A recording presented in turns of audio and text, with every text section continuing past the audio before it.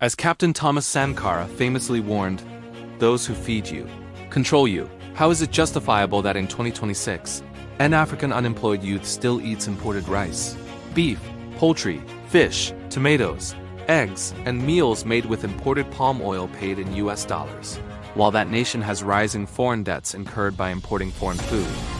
It is a reminder of an urgent need for self-dependence and sustainable food security across Africa. My name is Dr. Ladi Tukosi, PhD, and this is Insights on Africa. Let's elevate this discussion into enlightenment. Africa does not need help. Africa needs partnership based on the African blueprints that the African Union is actively championing. Africa must decide to stop importing poverty and to start harnessing opportunities by building a continental market with 1.4 billion citizens becoming her core consumers. The most important word in United Nations is united. The most important word in United States of America is united. The most important word in United Kingdom is united. The most important word in the European Union is union.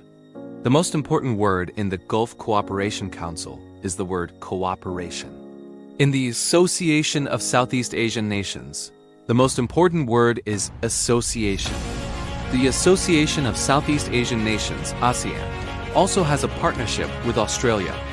So, in the African Union, it is inevitable that the most important word should be union. To understand the future of Africa, we must look at the past of China. In 1980, China's economy was smaller than the Netherlands. China was fragmented, rural, and overlooked. Fast forward 45 years, and China is the manufacturing epicenter of the world. How did China achieve this giant leap in such a short period of time? China didn't just work hard. China systematically fixed her internal operating system to harness size and productive capacity. China realized that before they could sell to the world, China first had to trade with each other to benefit from economies of scale and consumer power. A province in the north of China could trade seamlessly and favorably with another province in the south of China than importing from overseas. Today, Africa is the China paradox. Africa has the population, the human and natural resources, but suffers from a broken operating system that could harness synergies and power Africa's immense, productive, and established consumption capacity. It is relatively cheaper for Nigeria to import goods from Shanghai in China today than from neighboring Ghana or Cameroon. Nigerians typically import goods from Europe, Asia, and the Americas through Benin Republic that imports directly from other continents.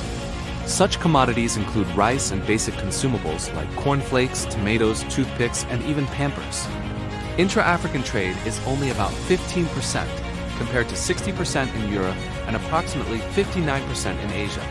This is dysfunctional. This is a structural flaw that keeps African youths unemployed, hungry, and exposes them to multidimensional and generational poverty. Such a state is antithetical to economic growth, development, and prosperity. A unified African market will deliver economies of scale, operational efficiencies, and synergies to position Africa like the Middle East has done with the Gulf Cooperation Council, made up of Saudi Arabia, United Arab Emirates, Qatar, Kuwait, Bahrain, and Oman.